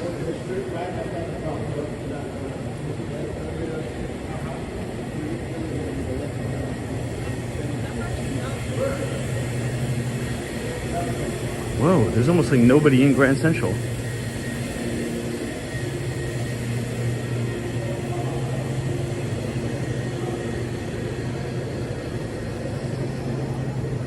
Carl Roth's Tom, Saudi Arabia is concerned, but now they're slowly changing, better for them. Yeah, I think you'll start to see more progressiveness out of the kingdom. At least that's my view. But guys, look at how beautiful and gorgeous Grand Central Station looks.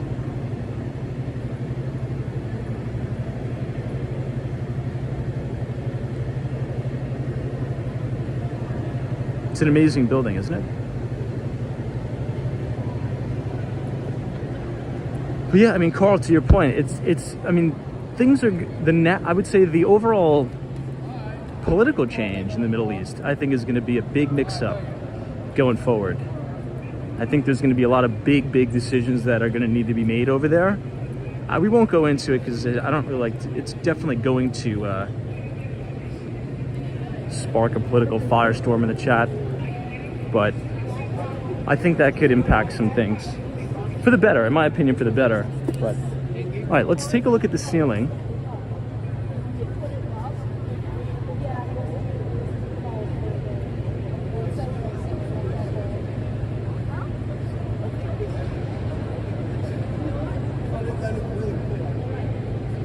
Attention customers, for your safety and the safety of others, please do not sit on the floor or stairs at Grand Central Terminal. Thank you for your cooperation.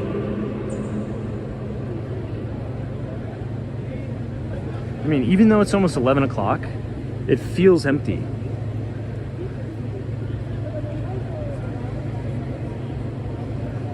People have to get up and go to work tomorrow. So do I.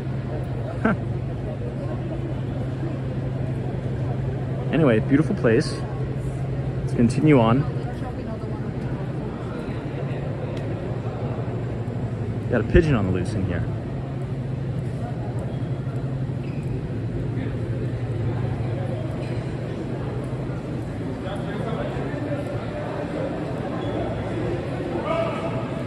Carl says it's Monday, quiet train day.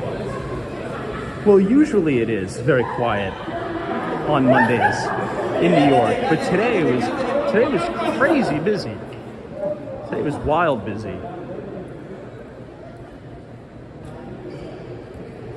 At the very beginning of the stream, I had mentioned that I think today, Midtown Manhattan was the first time where everything felt completely back to normal in terms of people at the office, you know, people getting lunch outside, getting coffee. It felt like everybody was back 100%. It was really busy in the city today. All right, One Vanderbilt.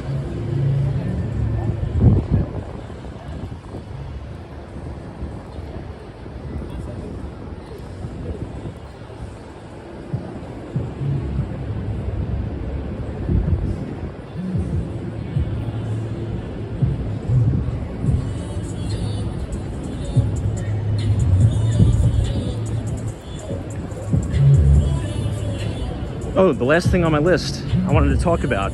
We pretty much hammered all the topics. Tomorrow, I've actually put it in my calendar. I'm going to get lunch at Cava tomorrow. I have to. The Mediterranean restaurant, as you know, we've kind of been modeling this company to the growth trajectory of Chipotle. Now, I was talking to a friend, and again, kind of like what we reviewed, anytime I'm covering or maybe a little bit bullish on a company, I like to talk to somebody who's not bullish on it. So, do you guys agree or disagree with this statement? The total addressable market for Mediterranean food is significantly smaller than the total addressable market for Mexican food. In terms of like QSR style food, right? So do you think it's more popular to have a Chipotle style meal, right? Burritos, taco bowls, you know, burrito bowls. Do you think that TAM is much larger than the TAM or the total addressable market for like a Mediterranean style bowl? I think I agree. I think Mexican food, the TAM is way bigger. MD says I agree. Mark Francis says I agree. Yeah, I think I agree.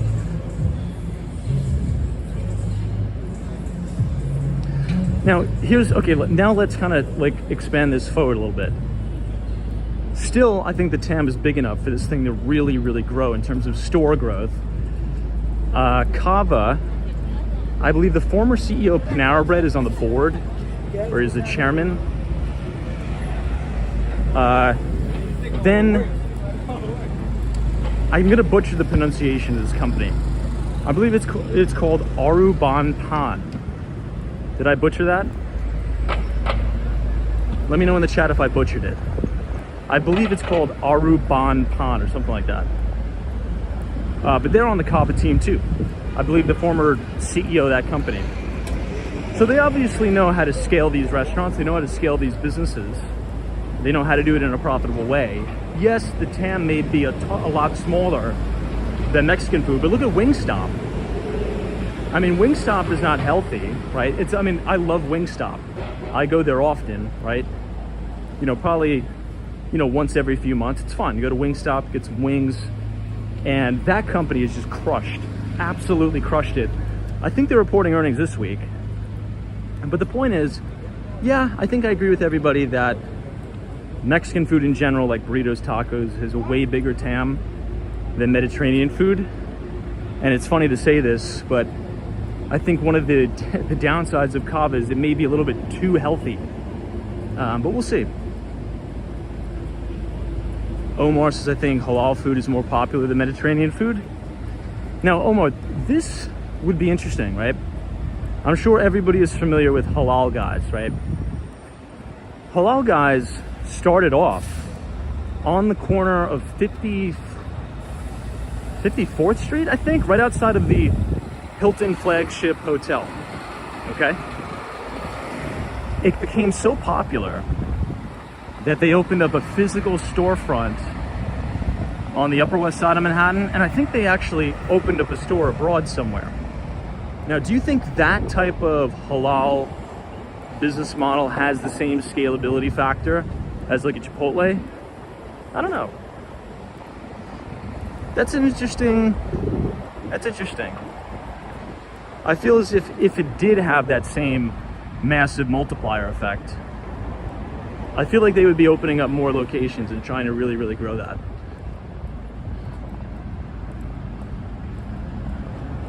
Who knows?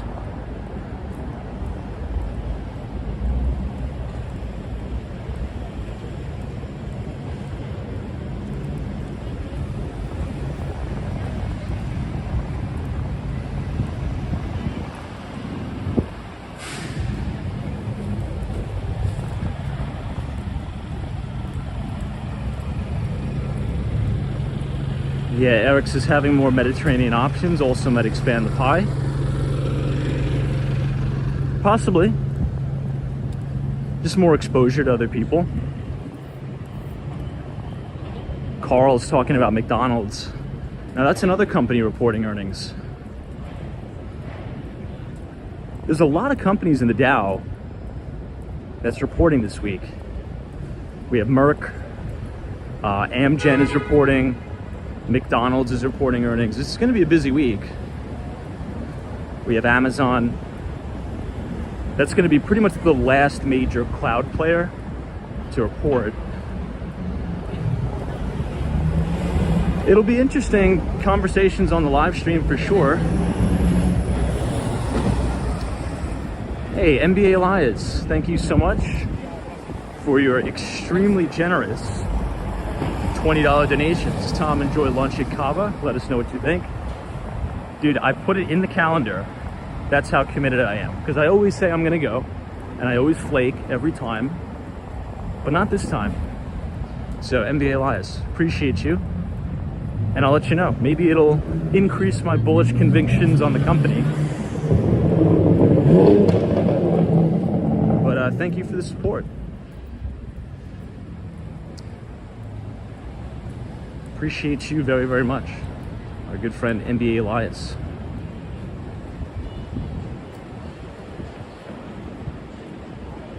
Omar says you're definitely onto something. Halal guys should go public.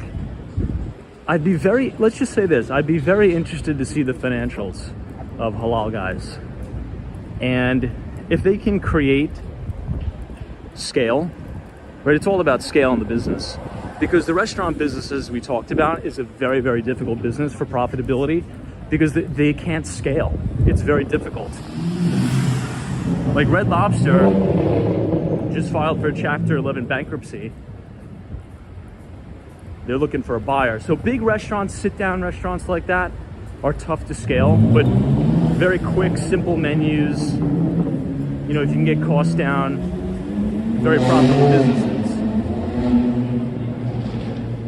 I mean, Chipotle's stock just hit a new all-time record high again. Reported a great quarter. Stock gapped up big. And they're doing a stock split because the stock is like over $3,000 a share. I believe Chipotle is doing a 50-for-1 split.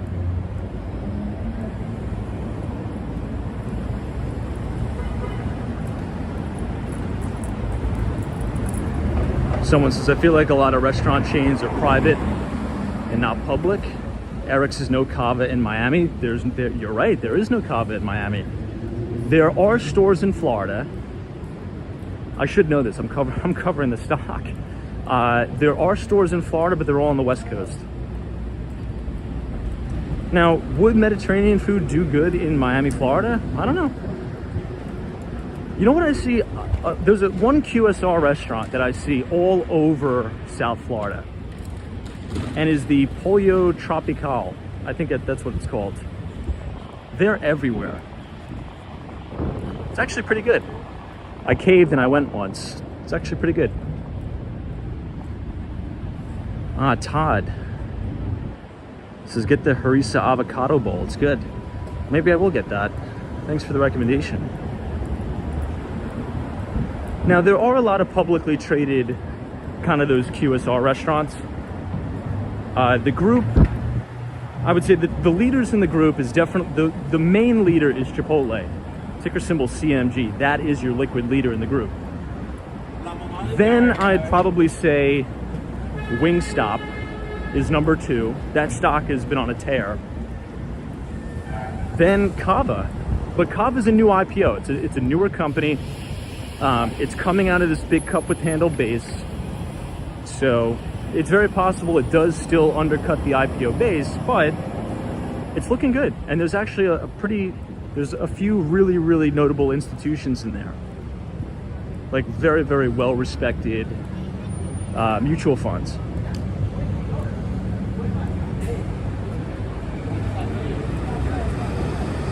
We'll see.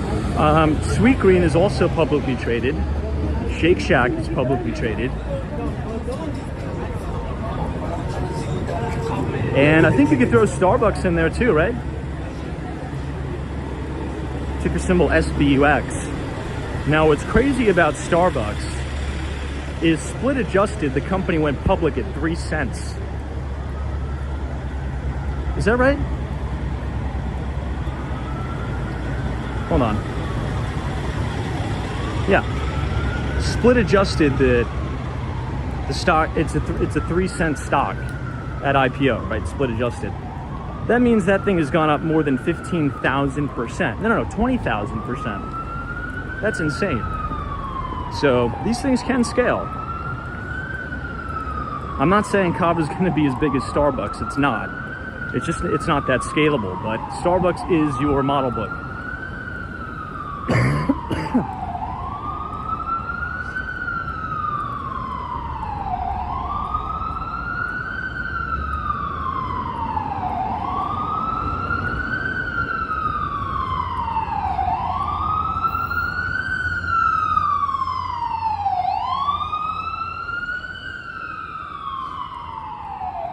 Yeah, Joe, you're right.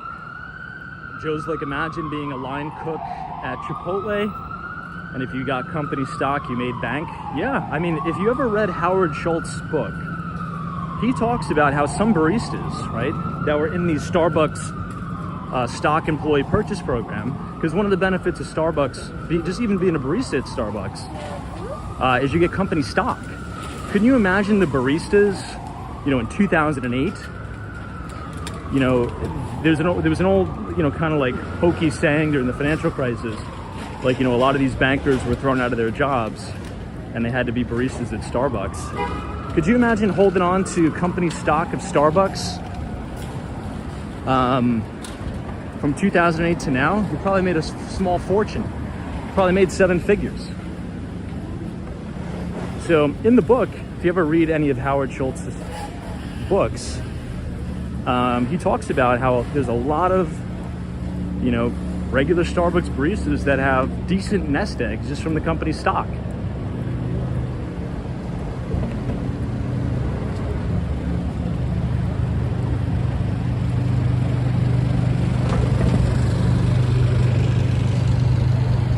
That's why if you work for a publicly traded company, you should pay very close attention to your company's earnings. Because if your company's doing good over time, you should definitely participate in your employer's stock purchase program.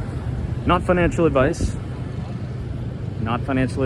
but I mean, imagine being an employee at Microsoft over the last 10 years, Salesforce, I mean, dude, Alphabet, Google, Meta. Hey, everything in Miami, what's going on? Hey, you got the stream up on your 75-inch TV. Thanks for watching.